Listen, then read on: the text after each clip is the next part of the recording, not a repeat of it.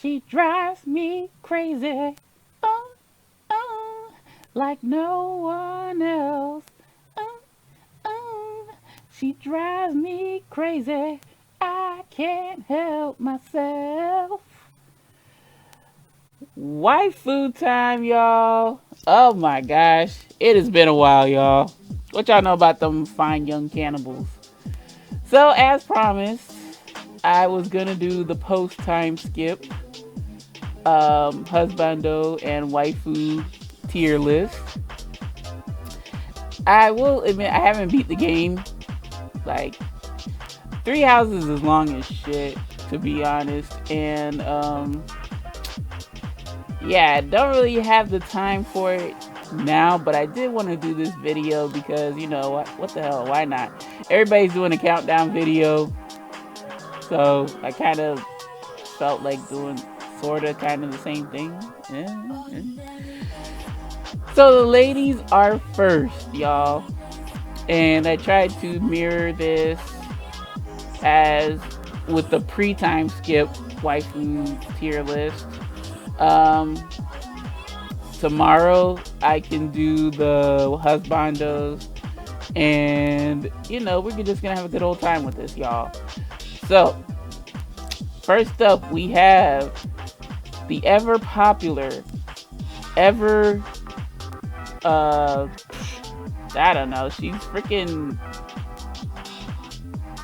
omnipresent. She's just everywhere. She's in every game.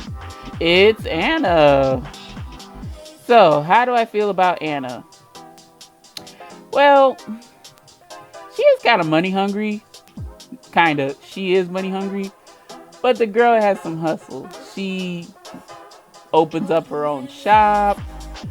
She can fight. She wants the coin. She wants to secure the bag. You can't knock a woman for her hustle. But whatever. I do like Anna. I haven't seen her yet as opposed to how she functions in Fire Emblem Heroes. Or, not Heroes. 3 Houses. But with Heroes, and I think the one interaction with, I think, Ash, she was in his sea level relationship, and she was just like, hey, that thief stole my book, get him, or whatever. And that was pretty much it. But I mean, you're a shopkeeper, you gotta still stay with your shop even if you have thieves and brigands running through it. So I mean, Anna, I respect your hustle.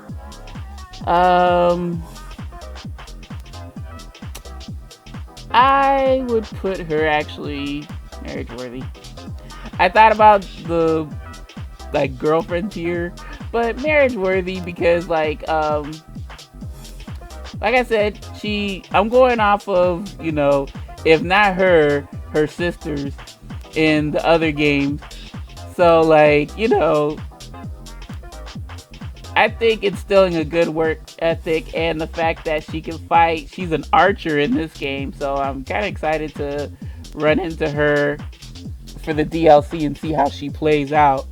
But yeah, I just like the concept of Anna. She ain't a gold digger. She's a go-getter, and she tries to make a name for herself. She tries to, you know, make business out there, and you know, business back then was pretty rough because you had to learn how to fight off thieves and roughhousers and whatnot. So she does just that, and I can't wait to run into her for Fire Emblem Heroes. Or I keep saying Heroes, but I mean 3 Houses.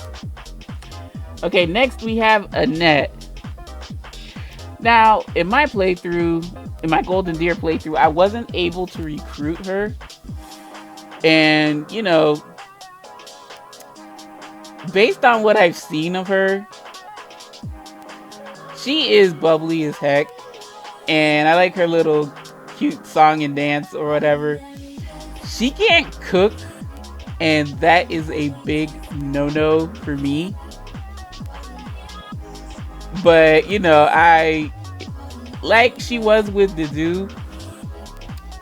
If she's willing to learn and she takes her time, we can work things out. But she really is a sweetheart though. I give her that.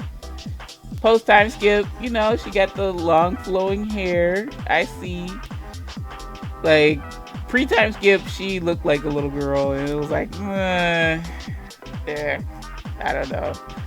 But here she looks, I love her outfit. She's got like a long dress, and she's like really composed and kept together for the most part. Just don't let her in the kitchen. But yeah, I mean, I'll bump her up. I'll bump her up to More Than Friends. Alright. Bernadetta Von Varley. Or, I don't know, I know it's Varley, that's her last name. But Bernadetta, right? So Bernadetta, wasn't able to recruit her. And she's still, well, post-Timeskip, you know, she kind of shakes out of the being introverted, and she has a really good reason for being introverted, as she is when we first meet her pre-Timeskip. So, you know, at first I didn't want to, you know, kind of move too fast with her, but I've seen her CBA relationships with other compatible members, and it's really cute how some of them, you know, they constantly are with her to break her out of her shell. And I think she's like the one or very few archers, I wouldn't even say few, but like the lone archer of Black Eagles. Like, she's pretty much default an archer. But yeah, Bernadetta, like, I appreciate her, you know, moving in motion, you know, when it needs to happen. That haircut though, I don't know about that. And her pre-Timeskip haircut was like unkempt. But you know, she's still cute. She's still cute. And I really did enjoy her like relationship progression with who was it? Caspar. I really enjoyed that one because you know, he literally had to drag her ass out of her room like the entire time, and then Bernadetta just up and said, you know what? Why don't you take me to that place? Don't drag me like a piece of luggage or whatever, but take me to that place where we saw that sunset. And it was really cute. I appreciate that. It's just when it comes to, like, you know, folks that are dealing with extreme level of introvertness, and you know, it's to the point where they're not functioning like properly in society. It's like, well, you really gotta push them, but not to the point of breaking, but like to the point of, well, just come on and, you know, just see the world for once in your life. So I mean, Bernadetta can be an amazing significant other, which is why I would put her up to More Than Friends. I give her a shot. I just, you know, at first, you know, just reading her description and going on, you know, I'm like, well, she just wants to stay in the house all day. She just wants to stay in the room all day. But what's up with that? But no, there's more to it, and I haven't really played Black Eagles, but I wouldn't mind playing that story next. Or I don't know, because there's still the Blue Lions too, and like, bro, I want to play their story too. But yeah, I mean, Bernadette, you just gotta work on it, but you're a sweet soul, so I definitely wouldn't mind dating you. I don't know about that haircut though. Catherine. Blah. Okay, so yeah, she is strong and tough, and she can fight and take care of herself, blah yada yada. She can probably protect you. But what concerned me with Catherine is that she follows Rhea, like a certain boy that pretty much everybody doesn't care for. She follows Rhea without any question. I kind of have a problem with that because in her line with Caspar, she admittedly says, you shouldn't think so highly of me, Caspar. If Lady Rhea, or if something were to compel me to strike down a child, I would do it for Lady Rhea's sake. And I'm like, really? Really, Catherine? Really, you can't think for yourself? You can't surmise that, you know, if something is morally wrong, then don't do it. Yeah, and one of the routes, I think it was Black Eagles, Rhea, Catherine, and Cyril, they were going off against Black Eagles, if you pick the Black Eagles side. And Rhea, she just loses her damn mind, and she says, Catherine, set the city ablaze. And Catherine's like, what, are you serious? And she's like, don't question me, Catherine, just do it. And she's like, okay, Lady Rhea. You know, Catherine, come on, you disappoint me. That the thing I have about people following blindly somebody is that, you know, if you are compelled to make a morally corrupt decision like that, and, you know, I guess she was trying to reason with Rhea, but she just folded like a lawn chair, like within one line of questioning Rhea. So I know, you know, first impressions were pretty high, but now it's like, Catherine, I'll just stick you right here. Okay? I'll still give you a shot, but, you know, I don't think it's gonna progress any more than that.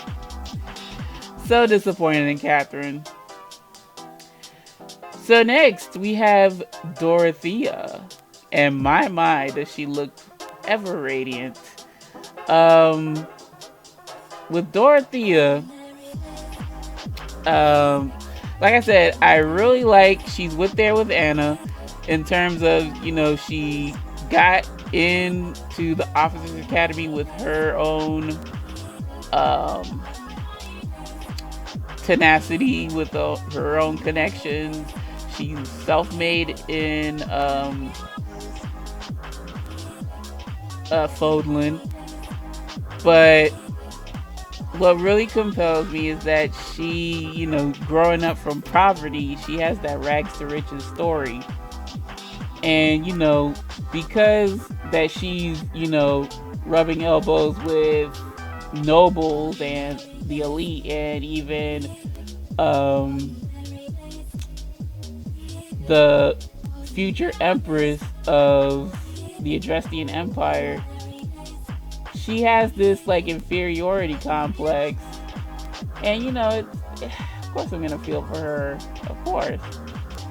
I mean, I find it crazy that, you know, she's going through that because she's so highly revered as being the new starlet of whatever the hell theater company she's working with, her and Manuela. But y'all, it's a lot of times a same old, story with these performers. And like, we think everything is so golden, but in actuality, like when we hear in a documentary or just a social media post on our, favorite entertainers and whatnot, and they air out that, they've been battling with these inner demons, it's eye-opening, So it really isn't that crazy, I take that back, but it's just sad that she, despite making a name for herself in the Empire, she still has these internal conflicts. Of course I feel for her, and of course she is still marriage material. Point blank period. Don't at me. Enough said. I really wish she would have kept the hat though. But with her current attire, it's like, no. Like, she could have kept the hat. It looked cute on her. But that's being superficial, so let's just move on. Edelgard. Go in the trash. Go in the trash, bitch. No, I'm just kidding. Edelgard. Okay. So it's because of her and, people surrounding her that she kind of caused this rift within Fodlan. But even though I haven't played Black Eagles, y'all, she had a valid reason for doing so. And, her cause was, I feel, noble. She didn't want a world bent on crest and nobility and whatnot. She wanted it pretty much an equal playing field. So I can respect that. It's just, I guess she deemed that, you have to have a radical sort of mindset to pull this sort of revolution. But we knew that a conflict was going to happen between the three nations and the church as well. Now, did Edelgard have to do that? I don't know. I'm not going to speak on that because I haven't played Black Eagles. But, to create a system of equality and to have people think for their own, I mean, we're trying not to step on like sensitive areas, but Edelgard, you still showed. I still saw your S level rank with Byleth, and you really did care for Byleth. I don't know what attracted you to the main character, but it's kind of heartwarming, and like, it was cute to see her, be transparent and let her guard down when around Byleth.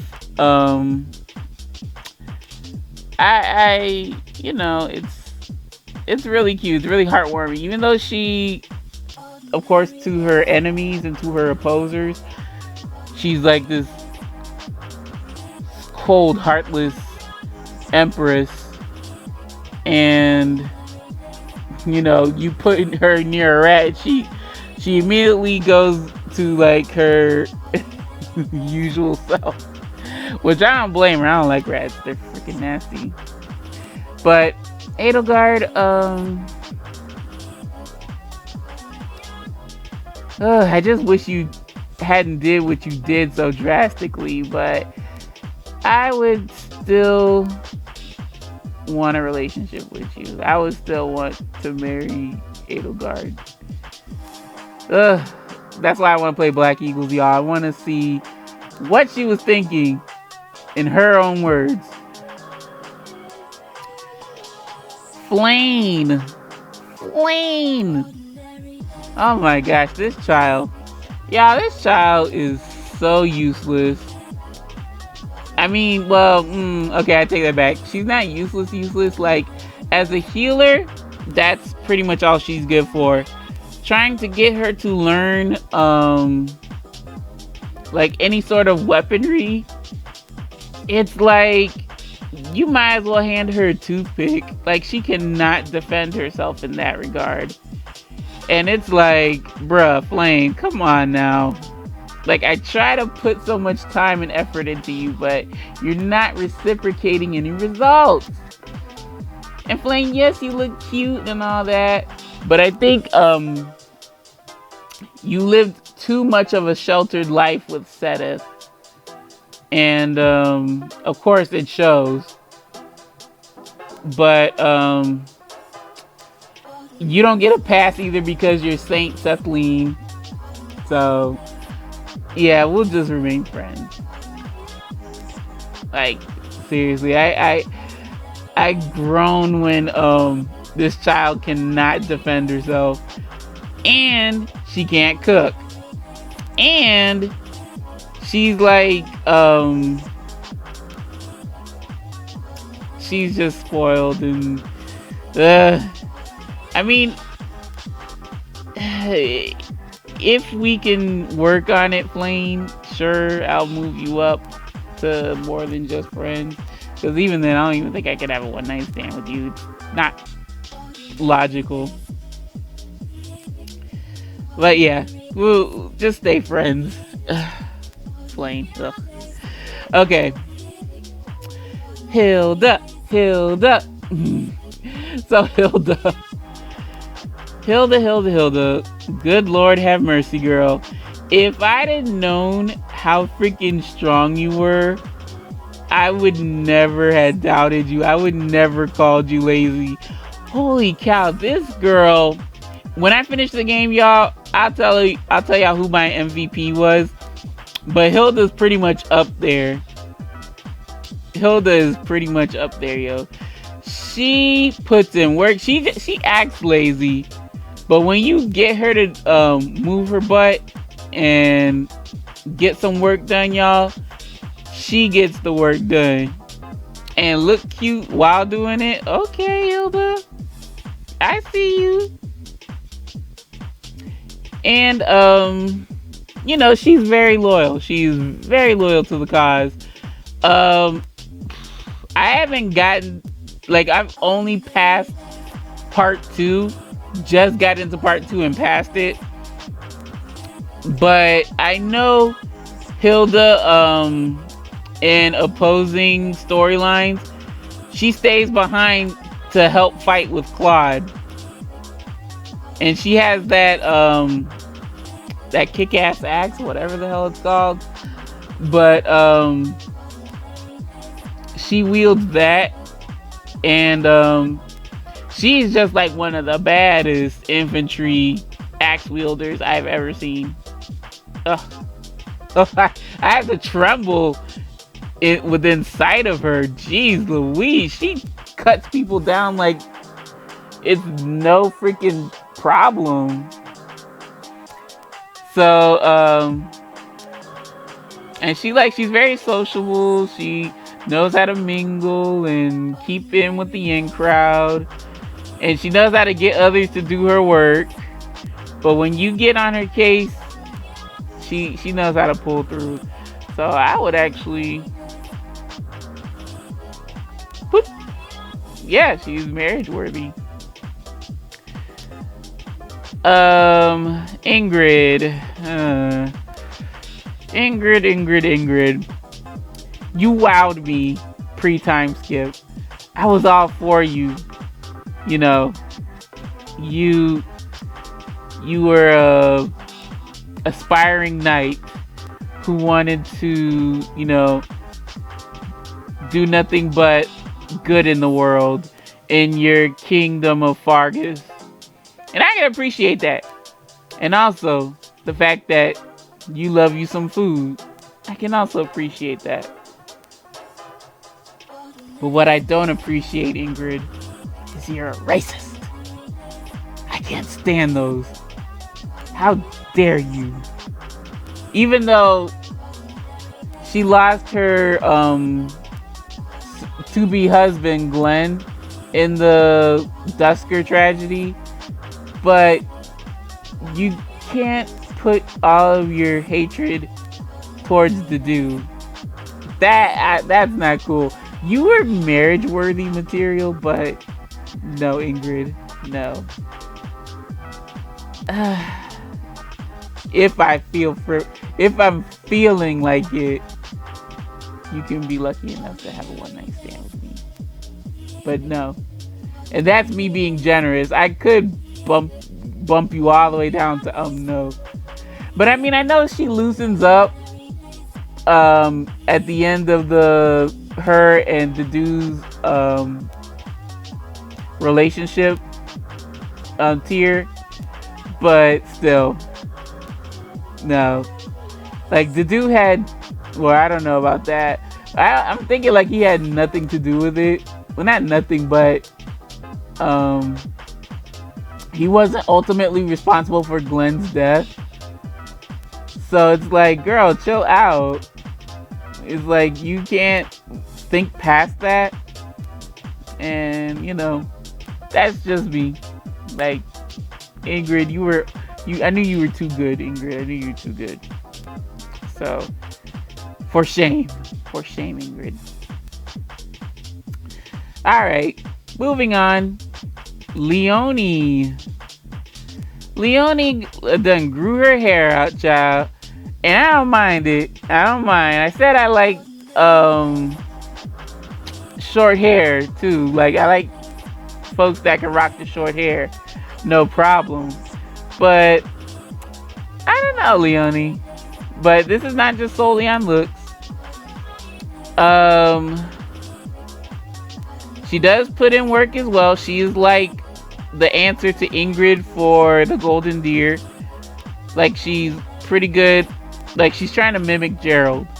But oh my god, that's all she's about. She's like, Gerald. When I first played the game and I'm talking to Leonie, this girl is like trying to get into a competition with me. And I'm like, girl, for what? That's my father. I'm his kid. What are you worried about? It's like, I understand your admiration, but you're taking it too far. And, you know, she softens up, especially when Gerald passes away. And we're lucky that Kronya / Monica ain't on here, that bitch. Because she'd be in the garbage tier. But, yeah, Leonie, she softens up and at least she's happy to see you after the time skip. So I can appreciate that. Like I said, she's a hard worker. She wants to pay back her debts to the village.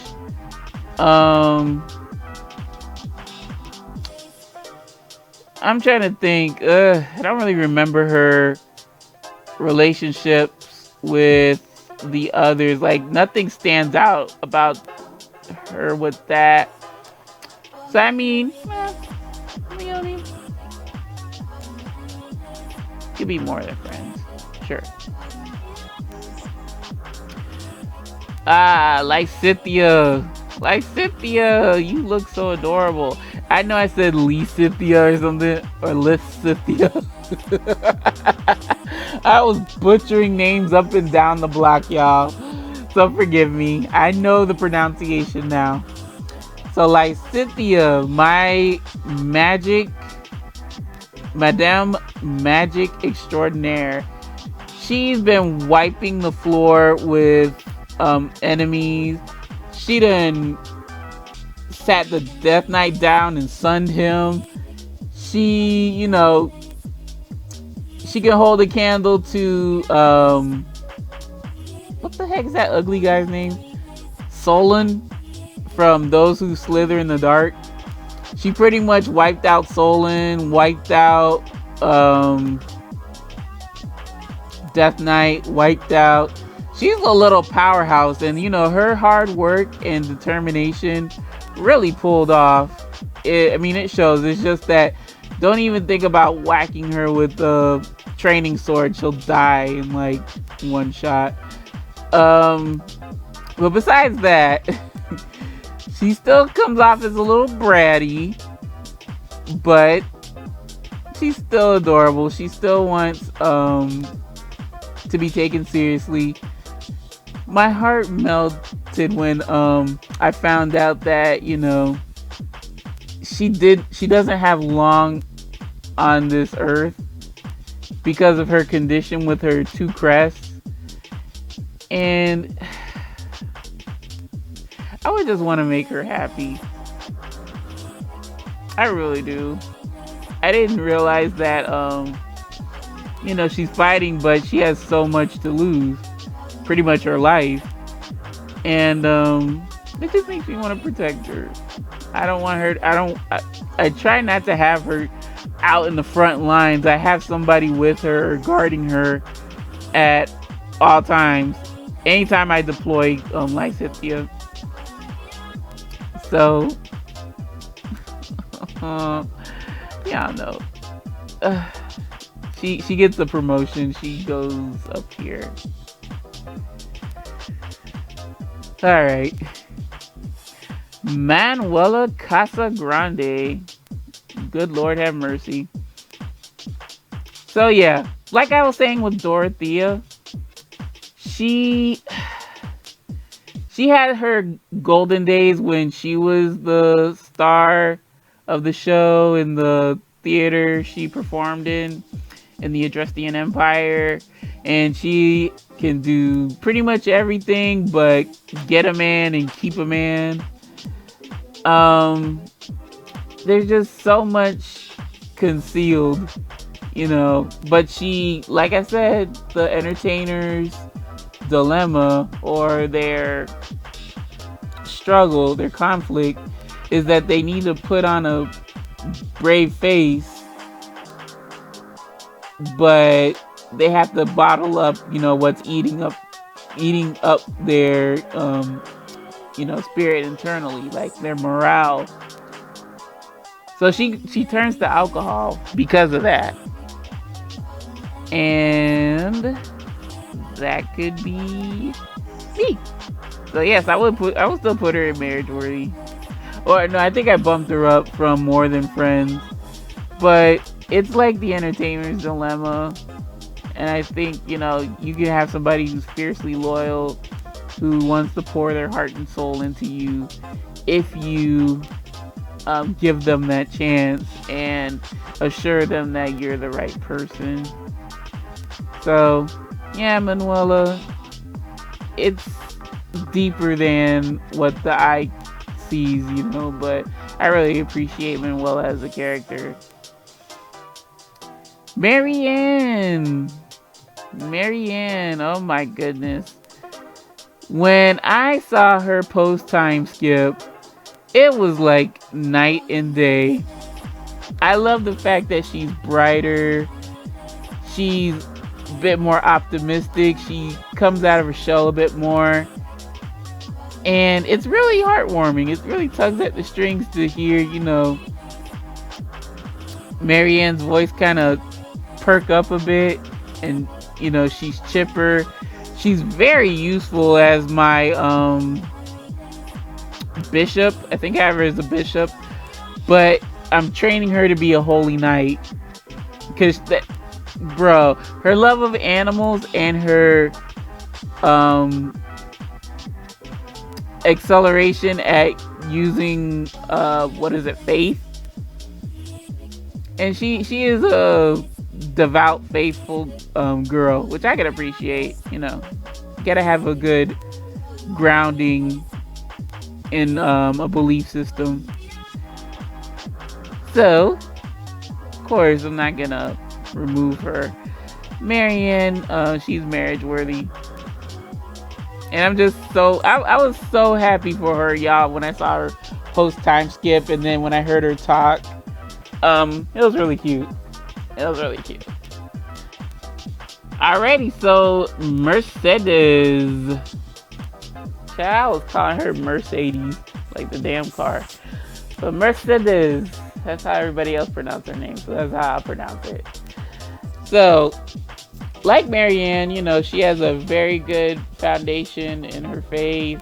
She's a very faith-driven person who had a rough upbringing, and it shocked me.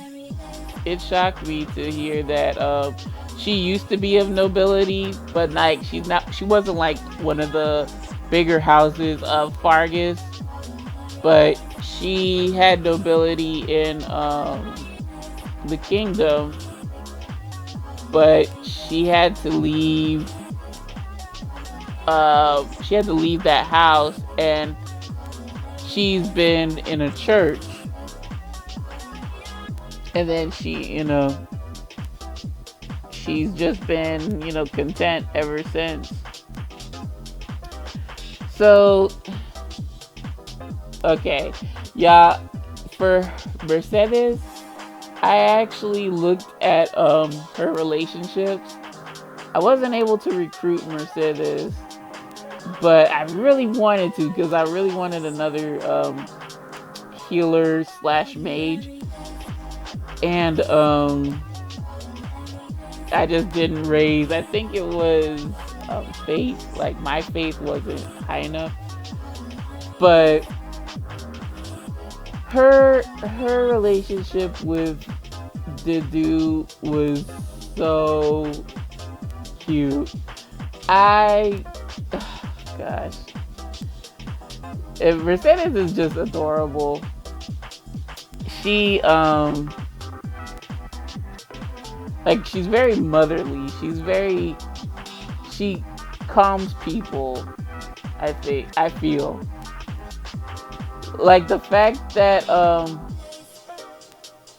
she was so calm when I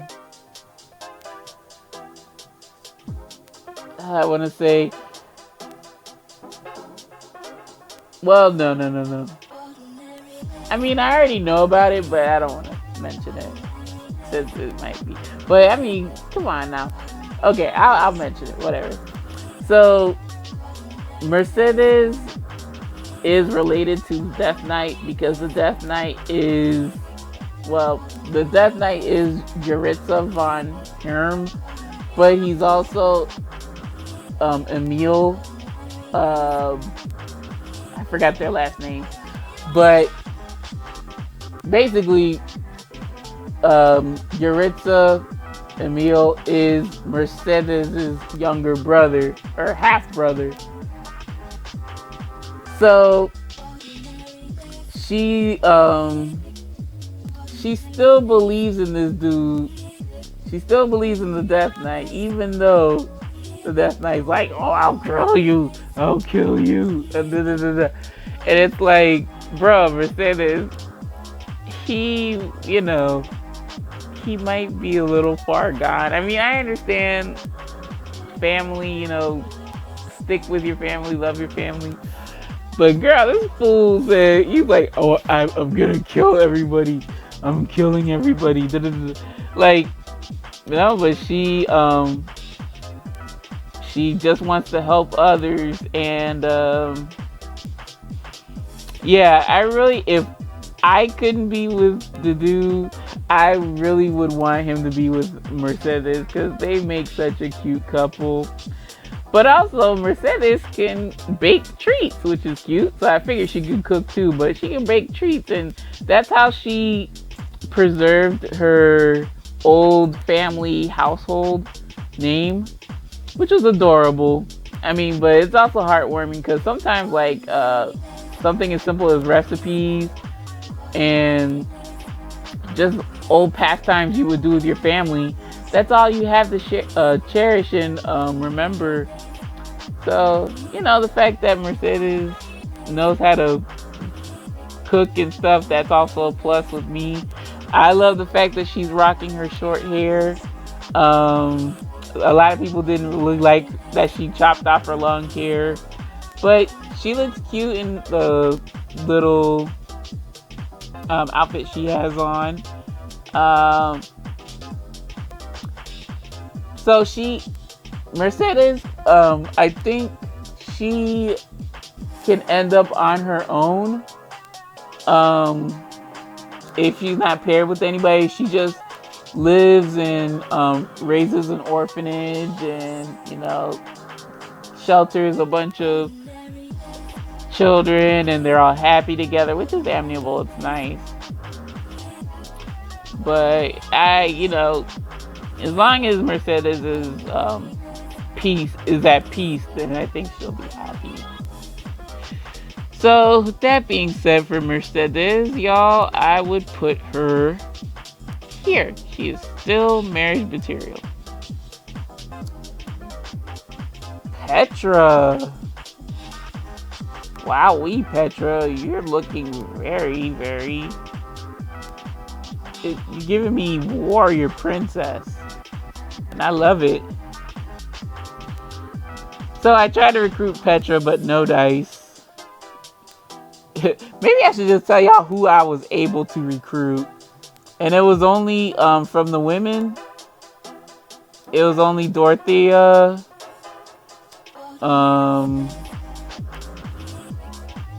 Catherine.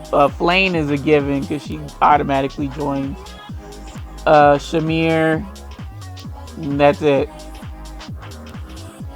So yeah, I didn't do a lot of recruiting because I was just honed in on the Golden Deer household. But I really wanted to recruit Petra because the girl can like crit like no other. She's like the answer to Ignatz, sort of, kind of. But I think a combination of Ignatz and Ingrid, because of her crazy crit status, and she's pretty adaptable to different classes. But Petra, like I said, I find her learning the native tongue of Fodlan, or English, to be cute. You know, she gives it a try. Would I like for her to... I guess she really wants to look out for her homeland of Brigid. So I think she'll just ally with whoever will provide her the best opportunity for her to ensure that she makes it back home alive, and she can develop a relationship with other nations to, you know, strengthen Brigid's regime. I did like her relationship with Claude and even Dorothea, because I think she could have been a potential same-sex partner as well. Because, catch this, y'all, catch this tea.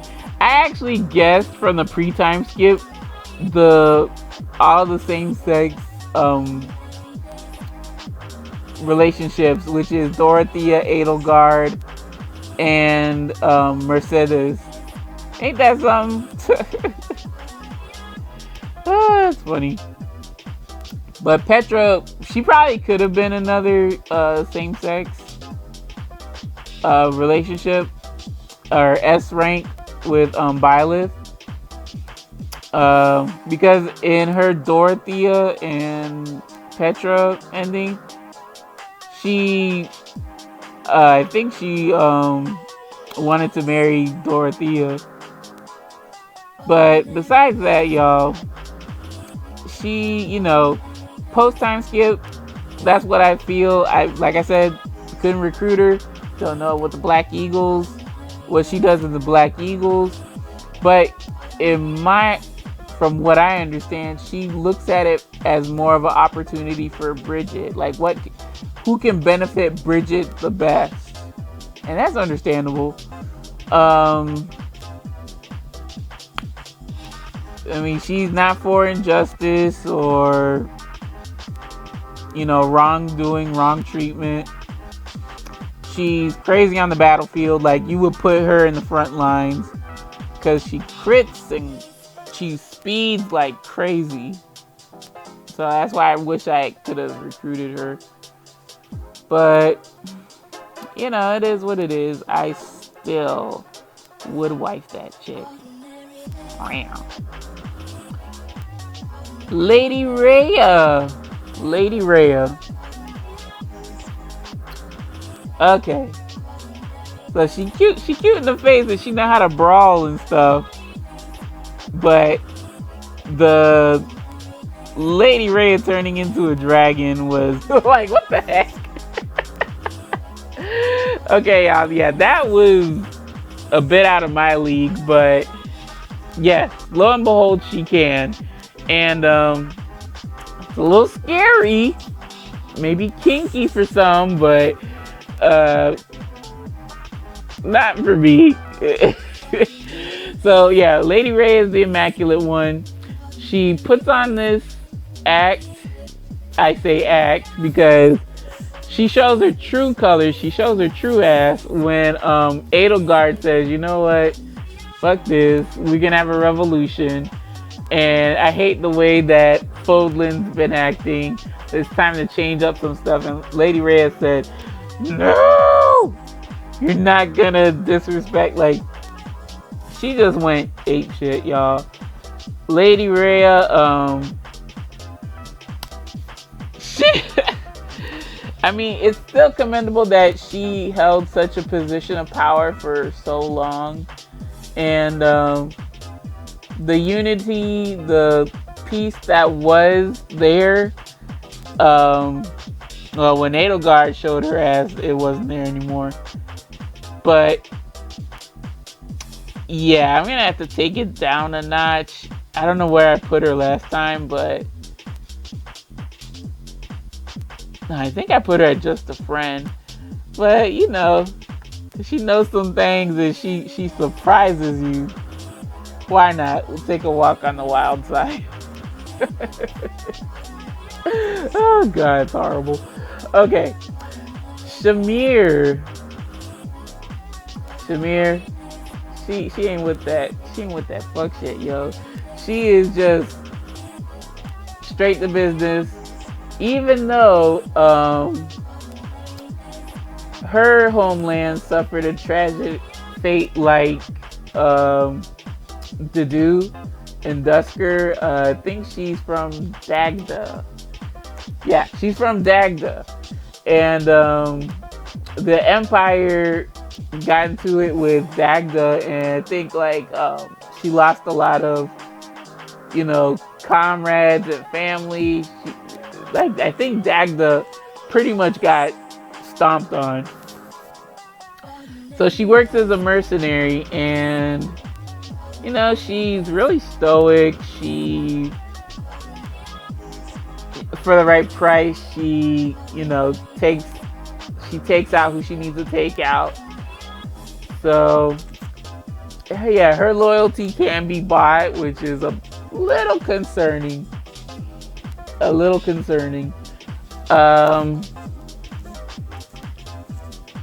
think she looks cool though. I think she's a better archer to me than Ignat, which is weird because I did put a lot of time into Ignat, but Shamir just wipes the floor with people. with a lesser bow nonetheless. And I don't know. She's just all around a bad chick. Like that fucks with her. So I think with Shamir though, and I don't know this completely. I don't know this to be true. But with Shamir, I don't think she's like as blindly loyal as as Catherine. Where Catherine would like set ablaze to cities and stuff and not like give people warnings to get out. And she wouldn't kill children like Catherine said she would do if, you know, it was necessary for her objective. So I value Shamir that much more. That she could be girlfriend material.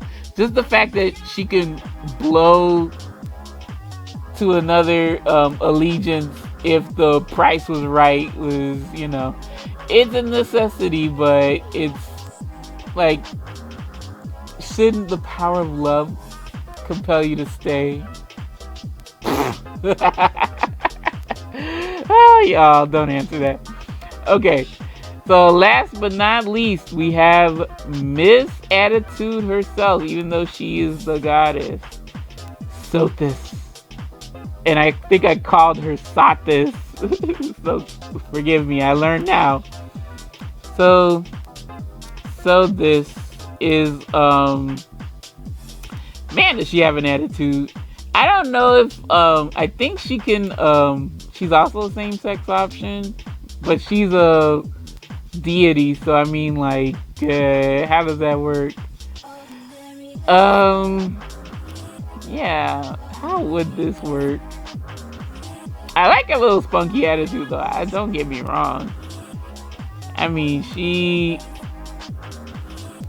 like she has an attitude, but you know, she saves you, she gives you the divine power, she sacrifices her own existence, quote unquote, to infuse with Byla's being and grant Bylas the second pass at life.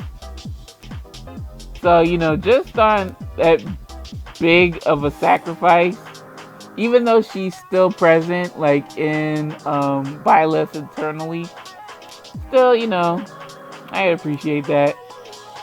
I would just hate to get on her bad side if I did her wrong, however she may deem it. So, Miss Sophis, you may go up here. And folks, and Kranya would be here in the dumpster. Kranya, Monica, whatever. Fleisch. Because, well, I spoiled myself with Fleisch, but Fleisch is Randolph's girl anyway. And she's batshit insane for stabbing Dimitri. But that's just me. And not my cup of tea, but you know, hey, some guys like that. Crazy in a woman. But yeah, folks, there you have it.